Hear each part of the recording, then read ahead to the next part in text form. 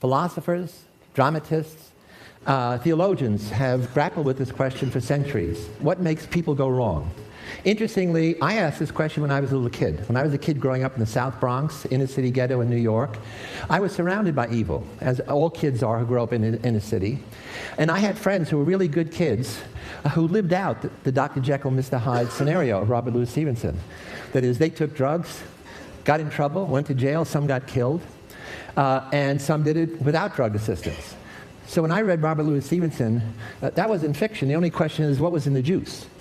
And more importantly, that line between good and evil, which privileged people like to think is fixed and impermeable, with them on the good side and the others on the bad side, I knew that line was immovable and it was permeable.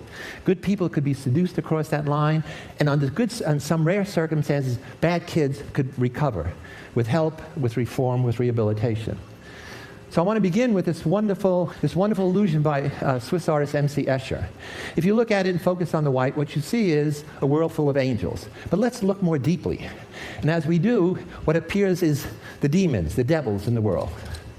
And that tells us several things. One, the world will always be filled with good and evil, because good and evil is the yin and yang of the human condition.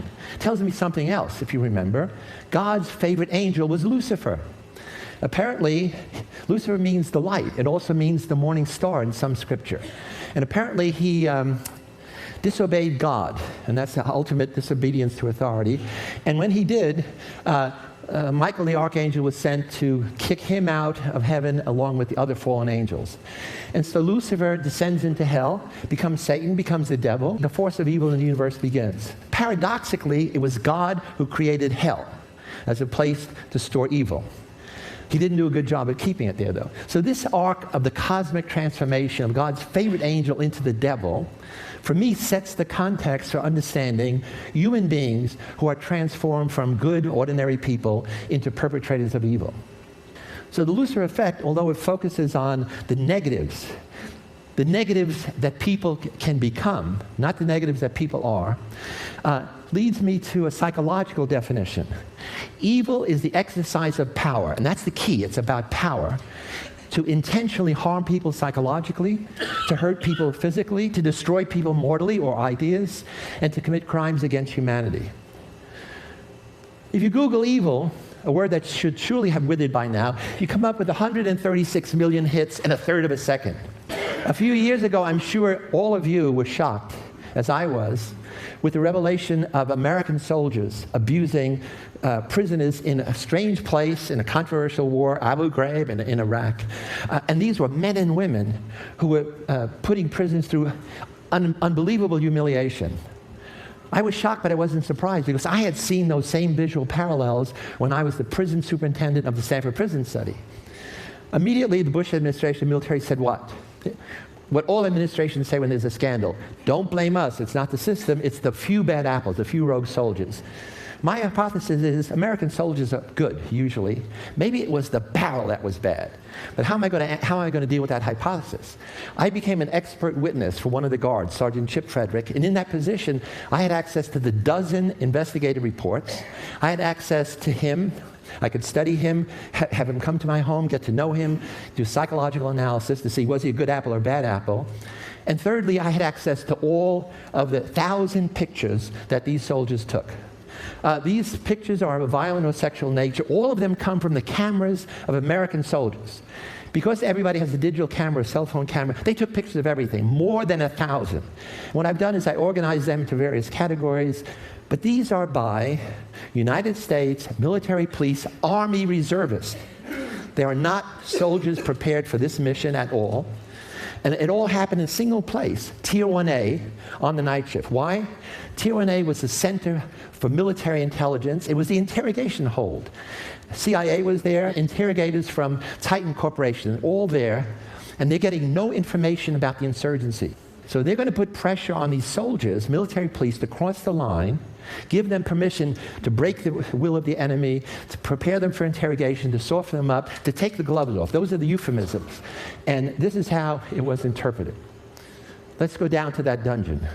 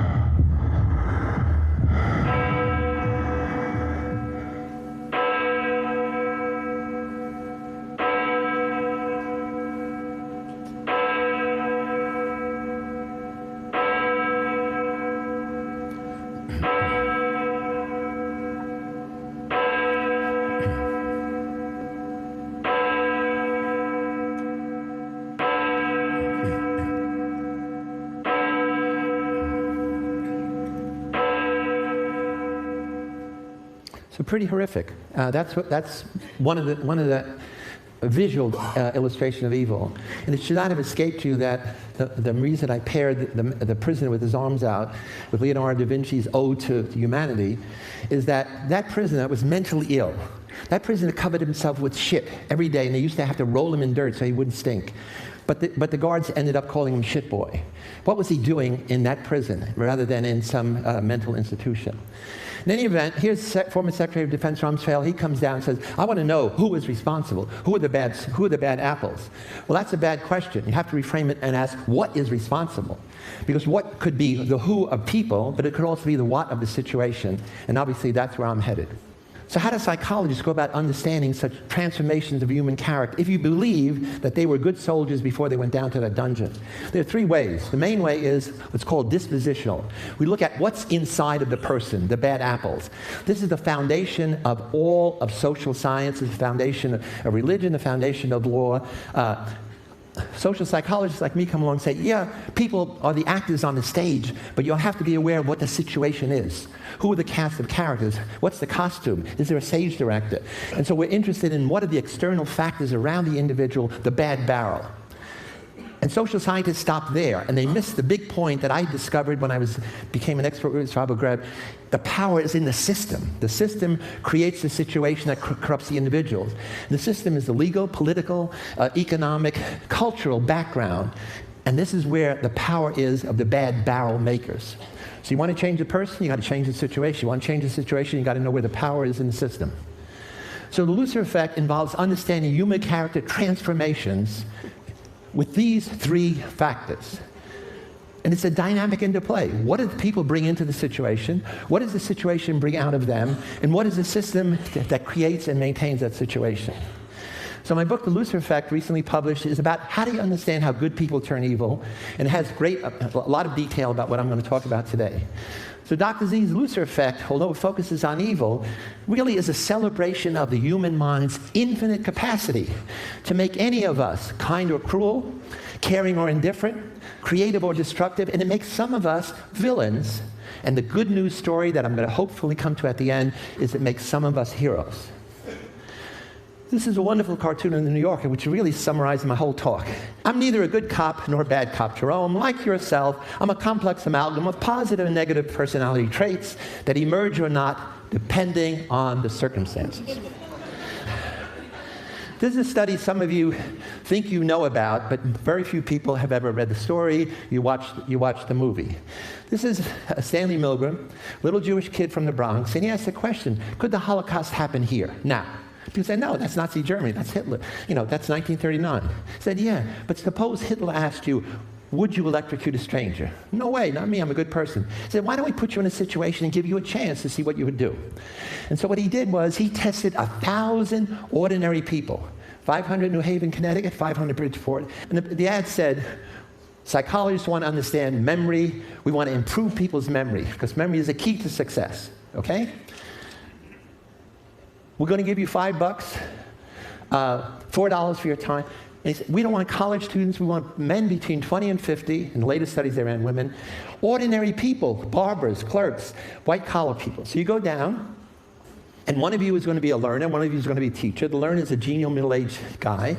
He gets tied up to the shock apparatus in another room. The learner could be the middle-aged, could be as young as 20. And one of you is told by the authority, the guy in the lab coat, your job as teacher is to give this guy material to learn. Gets it right, reward him. Gets it wrong, you press a button on the shock box. First button is 15 volts. He doesn't even feel it. That's the key. All evil starts with 15 volts. And then the next step is another 15 volts. The problem is, at the end of the line is 450 volts. And as you go along, the guy is screaming, I got a heart condition, I'm out of here. You're a good person, you complain. Sir, who's going to be responsible if something happens to him? Experiment says, don't worry, I will be responsible. Go, continue, teacher. And the question is, who would go all the way to 450 volts? You should notice here, when it gets up to 375, it says danger, severe shock. When it gets up to here, there's triple X, the pornography of power. So Milgram asked 40 psychiatrists, what percent of American citizens would go to the end? They said only 1%, because that's sadistic behavior, and we know, psychiatry knows, only 1% of Americans are sadistic. Okay. Here's the data. They could not be more wrong. 2/3 go all the way to 450 volts. This was just one study. Milgram did more than 16 studies. And look at this. In study 16, where you see somebody like you go all the way, 90% go all the way. In study 5, if you see people rebel, 90% rebel. What about women? Study 13, no different than men. So Milgram is quantifying evil as to the willingness of people to blindly obey authority, to go all the way to 450 volts. And it's like a dial on human nature. A dial in the sense that you can make almost everybody totally obedient, down to the majority, down to none. So what are the external parallels? All research is artificial. What's the validity in the real world? 912 American citizens committed suicide or were murdered by family and friends in Guyana jungle in 1978 because they were blindly obedient to this guy, their pastor, not the priest, their pastor, Reverend Jim Jones. He persuaded them to commit mass suicide. And so he's the modern Lucifer, a man of God who becomes the angel of death. Milgram's study is all about individual authority to control people. Most of the time, we are in institutions. So the Stanford Prison Study is a study of the power of institutions to influence individual behavior. Interestingly, Stanley Milgram and I were in the same high school class in James Monroe in the Bronx, 1954. So this study, which I did with my graduate students, especially Craig Haney, we also began with an ad. We didn't have money, so we had a cheap little ad. But we wanted college students for a study of prison life.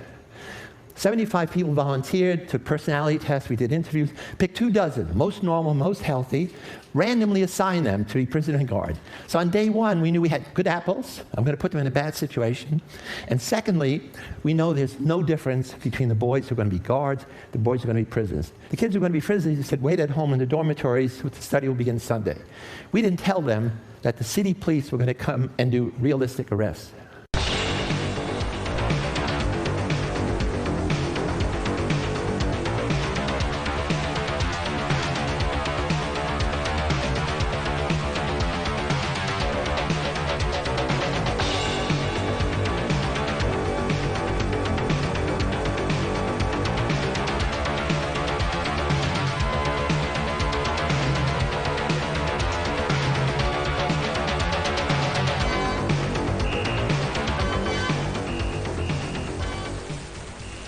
Police car pulls up in front, and a cop comes to the front door and knocks and says he's looking for me.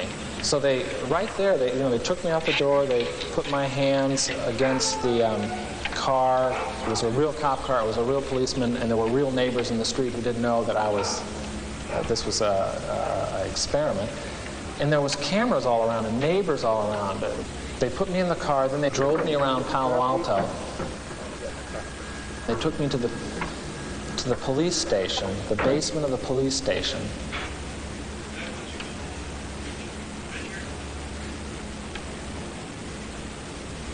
Then they put me in a cell. I was the first one to be picked up, so they put me in a cell, which is just like a room with a door with bars on it. You could tell it wasn't a real jail. They locked me in there in this degrading little outfit. They were taking this experiment too seriously. Here are the prisoners who are going to be dehumanized. They're going to become numbers. Here are the guards with the symbols of power and anonymity. Guards get prisoners to clean the toilet bowls out their bare hands, to do other humiliating tasks. They strip them naked. They sexually taunt them. They begin to do degrading activities, like having them simulate sodomy. You saw simulating fellatio in Soldiers in Abu Ghraib. My guards did it in 5 days. The stress reaction was so extreme that normal kids we picked because they're healthy had breakdowns within 36 hours. The study ended after 6 days because it was out of control. 5 kids had emotional breakdowns. Does it make a difference if warriors go to battle, changing their appearance or not? Does it make a difference if they're anonymous in how they treat their victims? We know in some cultures they go to war, they don't change their appearance. In other cultures they paint themselves like Lord of the Flies. In some they wear masks. In many soldiers are anonymous in uniform. So with this anthropologist, John Watson, found 23 cultures that had 2 bits of data. Do they change their appearance? 15. Do they kill, torture, mutilate? 13. If they don't change their appearance, only 1 of 8 kills, torture, mutilate. The key is in the red zone. If they change their appearance, 12 of 13, that's 90%, kill, torture, mutilate. And that's the power of anonymity. So what are the 7 social processes that grease the slippery slope of evil? Mindlessly taking the first small step. Dehumanization of others. De-individuation of self. Diffusion of personal responsibility. Blind obedience to authority. Uncritical conformity to group norms. Passive tolerance of evil through inaction or indifference. And it happens when you're in a new or unfamiliar situation. Your habitual response patterns don't work. Your personality and morality are disengaged. Nothing is easier than to denounce the evildoer. Nothing more difficult than understanding him, Dostoevsky tells us. Understanding is not excusing. Psychology is not excusiology. So social psychological research reveals how ordinary good people can be transformed without the drugs. You don't need it. You just need the social psychological processes. Real-world parallels. Compare this with this. James Schlesinger, and I'm going to have to end with this, says, psychologists have attempted to understand how and why individuals and groups who usually act humanely can sometimes act otherwise in certain circumstances.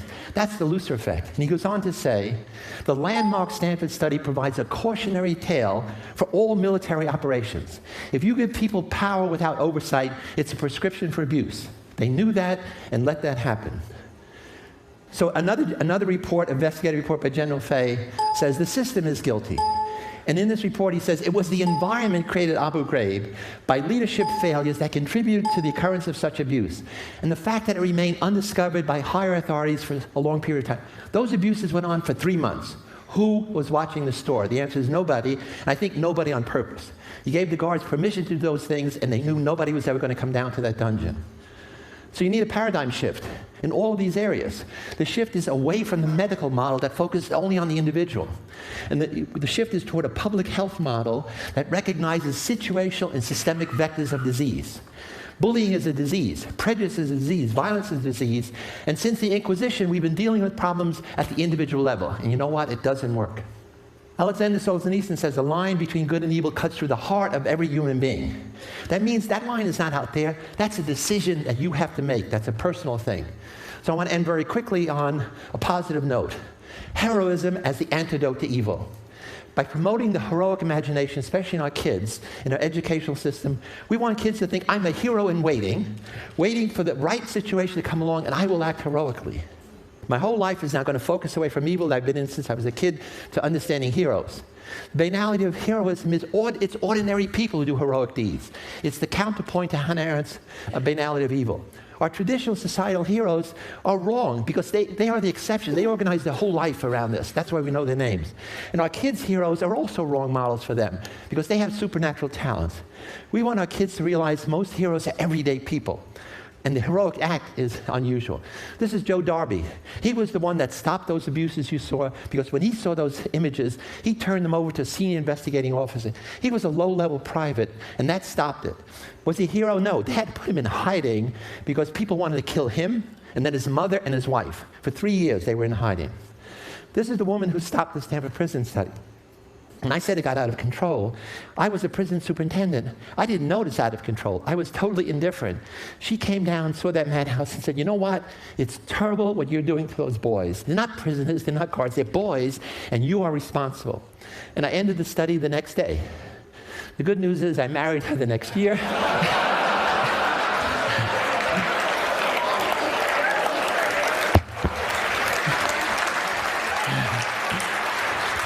I just came to my senses, obviously.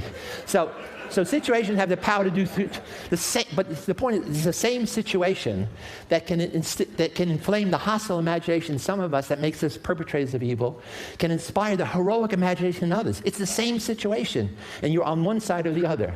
Most people are guilty of the evil of inaction because your mother says, don't get involved, mind your own business. And you have to say, Mama, humanity is my business.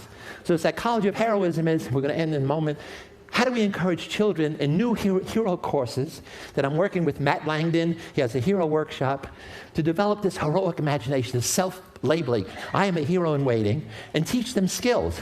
To be a hero, you have to learn to be a deviant because you're always going against the conformity of the group. Heroes are ordinary people whose social action is extraordinary, who act The key to heroes are two things. You have to act when other people are passive. B, you have to act sociocentrically, not egocentrically. And I want to end with a story that some of you know about Wesley Autry, New York subway hero, 50-year-old African-American construction worker. He's standing on a subway in New York. A white guy falls on the tracks. The subway train is coming. There are 75 people there. You know what? They freeze.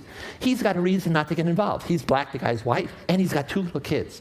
Instead, he gives his kids to a stranger, jumps on the tracks, puts the guy between the tracks, lays on him. The subway goes over him. Wesley and the guy, 20.5 inches height. The train clearance is 21 inches. A half an inch would have taken his head off. And he said, I did what anyone could do. No big deal to jump on the tracks. And the moral imperative is, I did what everyone should do. And so one day, you will be in a new situation. Take path one, you're going to be a perpetrator of evil. Evil meaning you're going to be Arthur Anderson. You're going to cheat, or you're going to allow bullying. Path two, you become guilty of the evil of passive inaction. Path three, you become a hero.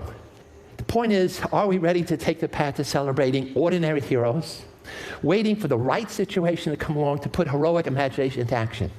Because it may only happen once in your life. And when you pass it by, you'll always know, I could have been a hero, and I let it pass me by. So the point is thinking it and then doing it. So I want to thank you. Let's oppose the power of evil systems at home and abroad. And let's focus on the positive. Advocate for respect of personal dignity, for justice and peace, which sadly our administration has not been doing. Thanks so much.